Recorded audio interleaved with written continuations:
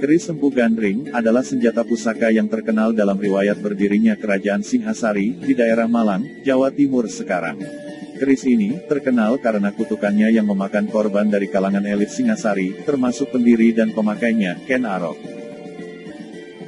Keris ini dibuat oleh seorang pandai besi yang dikenal sangat sakti yang bernama Empu Gandring atas pesanan Ken Arok, salah seorang tokoh penyamun yang menurut seorang Brahmana bernama Loh Gawe adalah titisan Wisnu. Ken Arok memesan keris ini kepada Empu Gandring dengan waktu 1 malam saja, yang merupakan pekerjaan hampir mustahil dilakukan oleh para empu pada masa itu. Namun Empu Gandring menyanggupinya dengan kekuatan gaib yang dimilikinya. Bahkan kekuatan tadi ditransfer ke dalam keris buatannya itu untuk menambah kemampuan dan kesaktian keris tersebut. Setelah selesai menjadi keris dengan bentuk dan wujud yang sempurna, bahkan memiliki kemampuan supranatural yang konon dikatakan melebihi keris pusaka masa itu.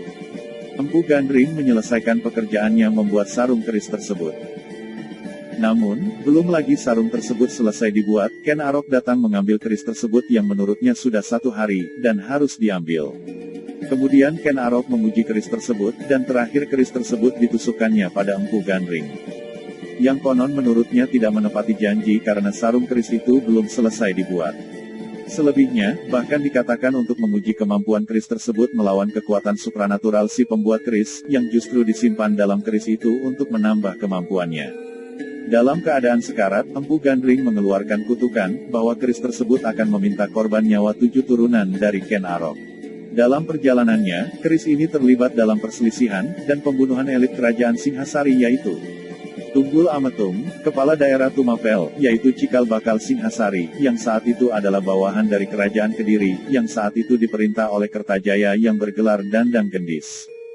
Tumapel sendiri adalah pecahan dari sebuah kerajaan besar, yang dulunya adalah kerajaan Jenggala yang dihancurkan Kediri, di mana kedua-duanya awalnya adalah satu wilayah yang dipimpin oleh Airlangga. Ken Arok membunuh Tunggul Ametung untuk mendapatkan istrinya yang cantik, Ken Dedes.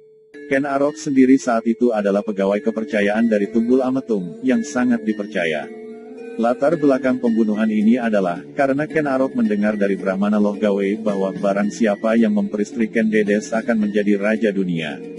Sebelum Ken Arok membunuh Tunggul Ametung, keris ini dipinjamkan kepada rekan kerjanya, yang bernama Kebo Ijo yang tertarik dengan keris itu, dan selalu dibawa-bawanya kemana-mana, untuk menarik perhatian umum. Bagi Ken Arok sendiri, peminjaman keris itu adalah sebagai siasat, agar nanti yang dituduh oleh publik Tumapel adalah Kebo Ijo, dalam kasus pembunuhan yang dirancang sendiri oleh Ken Arok. Siasatnya berhasil, dan hampir seluruh publik Tumapel termasuk beberapa pejabat percaya, bahwa Kebo Ijo adalah tersangka pembunuhan Tunggul Ametung. Ken Arok yang saat itu adalah orang kepercayaan Tunggul Ametung langsung membunuh Kebo Ijo yang konon, dengan keris pusaka itu. Setelah membunuh Tunggul Ametung, Ken Arok mengambil jabatannya, memperistri Ken Dedes yang saat itu sedang mengandung, dan memperluas pengaruh Tumapel, sehingga akhirnya mampu menghancurkan kerajaan Kediri. Ken Arok sendiri akhirnya mendirikan kerajaan Singhasari. Rupanya kasus pembunuhan ini tercium oleh Anusapati, anak Ken Dedes dengan Tunggul Ametung. Anusapati, yang diangkat anak oleh Ken Arok mengetahui semua kejadian itu dari ibunya, Ken Dedes, dan bertekad untuk menuntut balas. Anusapati akhirnya merancang pembalasan pembunuhan itu dengan menyuruh seorang pendekar sakti kepercayaannya, Ki Pengalasan.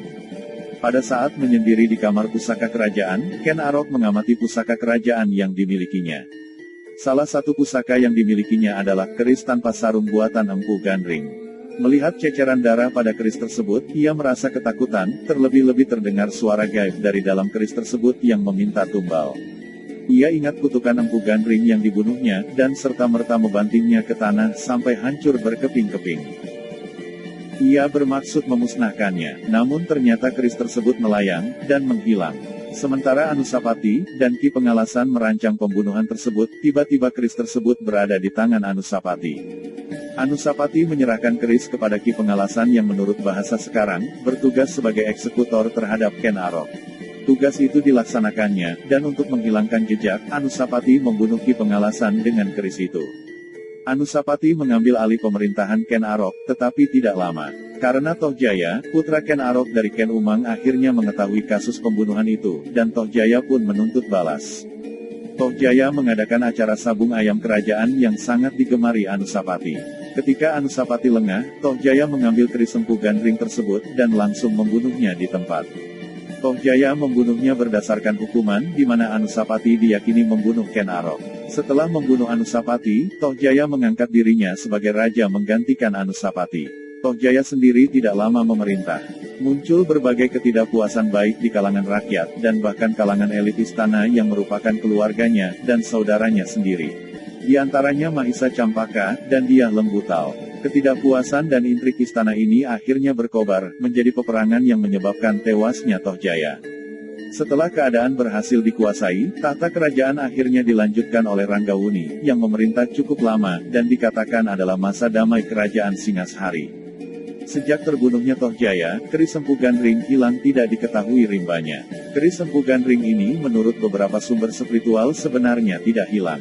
Dalam arti hilang musnah, dan benar-benar tidak ketahuan keberadaannya. Di akhir hayatnya di ujung keris buatannya sendiri, Empu Gandring mengutuk Ken Arok bahwa keris itu akan menelan korban 7 turunan dari Ken Arok. Dalam sejarah ataupun legenda yang kita ketahui, ternyata ada 7 orang yang terbunuh oleh keris Empu Gandring. Yang pertama yaitu, Empu Gandring, sang pembuat keris. Kedua, Kebo Ijo, rekan Ken Arok. Ketiga, Tunggul Ametung, penguasa Tumapel saat itu. Keempat, Ken Arok, pendiri kerajaan Singasari. Kelima, Ki Pengalasan, pengawal Anusapati yang membunuh Ken Arok. Keenam, Anusapati, anak Ken Dedes yang memerintah Ki Pengalasan membunuh Ken Arok. Dan yang ketujuh, Tohjaya, putra Ken Arok dari selirnya Ken Umang tidak terbunuh oleh keris ini, tetapi terluka oleh lembing, dan akhirnya tewas karena luka-lukanya. Satu lagi yang terakhir adalah Ken Dedes yang mati oleh keris itu. Dan kemudian keris itu diambil oleh Raja Jawa, yang memiliki kesaktian luar biasa, untuk memusnahkan keris itu dibuang ke kawah Gunung Kelut di Jawa Timur. Begitulah sejarah tentang perjalanan keris Empu Gandring pada masa kejayaan Singhasari. Dan sampai saat ini belum diketahui kembali keberadaan keris itu, setelah dibuang ke kawah Gunung Kelut, Jawa Timur.